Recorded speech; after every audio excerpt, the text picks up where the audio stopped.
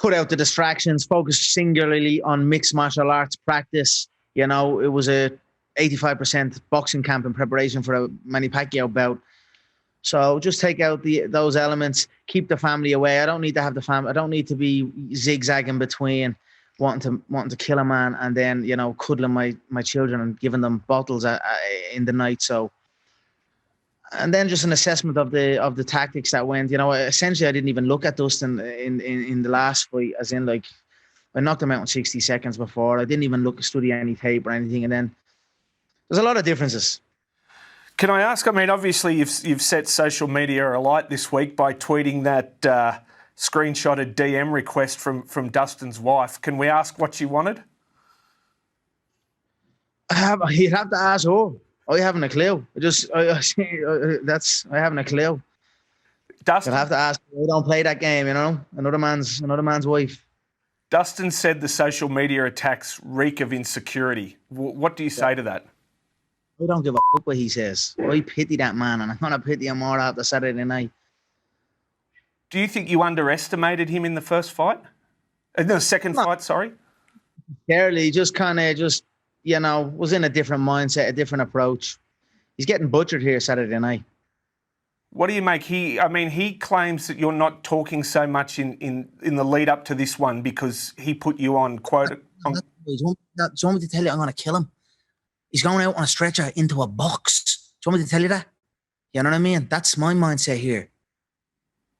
Is the old Conor back? I mean, that's what people have been suggesting this week. It feels like the old Conor McGregor from the first fight is back.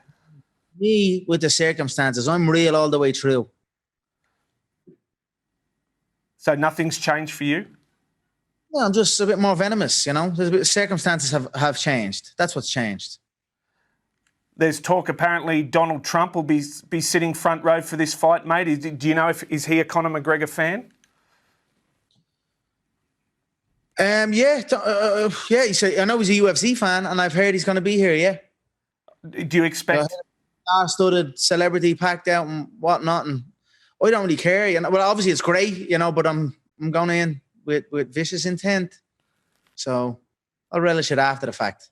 I was going to say, do you expect there may be one and possibly two Paul brothers ringside also, cage side? I couldn't care about them two dingbats. You don't see any future where you box either of those two?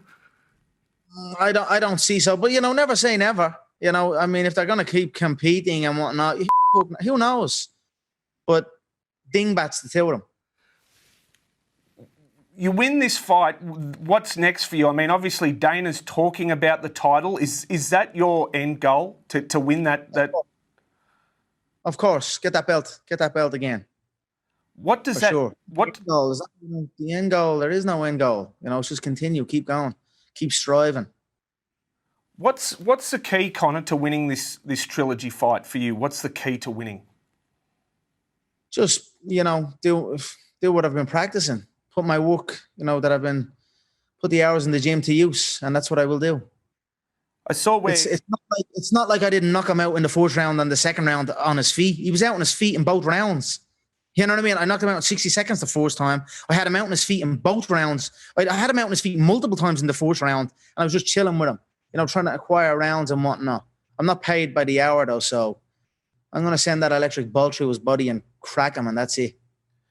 Obviously, we haven't seen very much of your training, your preparation in the lead up to this fight at all. Has that been on purpose from you?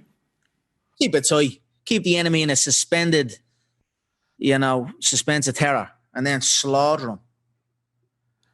I saw where Chris Weidman said this week... They're paid to see my work, yeah?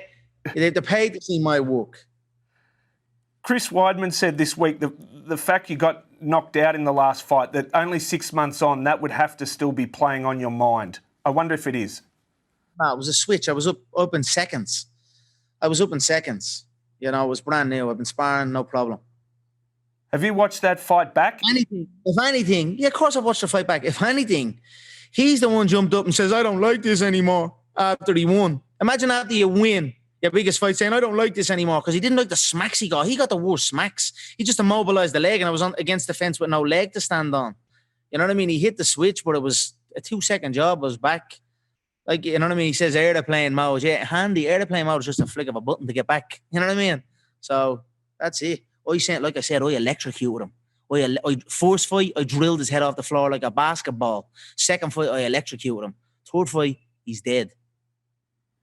There was a lot made of the calf kicks in the second fight. Do you expect him to come in with a similar plan? Of course. So of course. He's only like a slogger, you know. He's not skillful. He's not slick. He's just what he is, like, you know what I mean? It seems like you've definitely the respect you had for him in the second fight leading in is gone completely. Is that fair to say? No, I can see it for what it is. It's not that I didn't see it the first time. I just, like I said, I pitied him. I felt pity for him. So that's just the way it is. Yeah, of course, long gone. So there's no more pity for Dustin? No, I'm afraid not. You know, I'm afraid not. Can I ask what you made of the whole charity back and forth? I mean, you obviously have given a large sum of money to that area that he's from. Can I? That obviously upset. A reputable foundation. You know, originally when the bout was starting, it had nothing really got to do with the UFC. I was kind of gearing up. I wanted a mixed martial arts bout because I'd been out for so long. But I was really preparing for Manny Pacquiao, so I was like, right, how do I get a mixed martial arts bout in? While prepare for Manny also. So I picked Dustin as a southpaw, you know, boxing style. And that's kind of how it went out. It was going to be like a charity event. I began it as a charity event. I was going to give back, you know, the revenue made from it and whatnot. We hit a couple of roadblocks within the UFC. But when the fight got officially announced, I still decided, you know, I still will support the foundation. I didn't have to, you know what I mean? But I had said it in the previous one. And that's it, you know. That's it. You know, just it is what it is. Can I ask how you maintain, you know, when you first came on the scene, you had this wonderful chaos and this. How do you maintain that now that you're the highest earning athlete on the planet? How do you maintain the rage you brought with you when you first came into the sport? I suffered a couple of setbacks. You know what I mean? That's the launch pad for a guy like me. You know what I mean? Listen to doubt. Listen to the critics and people that haven't a clue. You know what I mean? That gets me fired up. So I've suffered a setback in my last fight, and it's motivated me. It's, you know, it's put me right where I need to be. Everything happens in this world for a reason, and this is it. So I'm happy where I'm at. I'm even happy how the donation thing went and everything, because it just put me right where I needed to be. You know, so happy for it.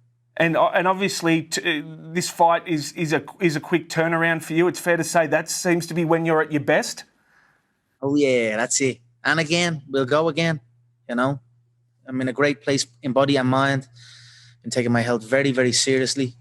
You know, I haven't touched the most delicious Irish whiskey on the planet, Proper 12, at all this camp. I haven't actually touched it since we re-upped the deal. Close, you know, it's upwards of $700 million. That deal is worth over the coming years, and I haven't celebrated with a glass yet because I was in camp. So I stayed focused.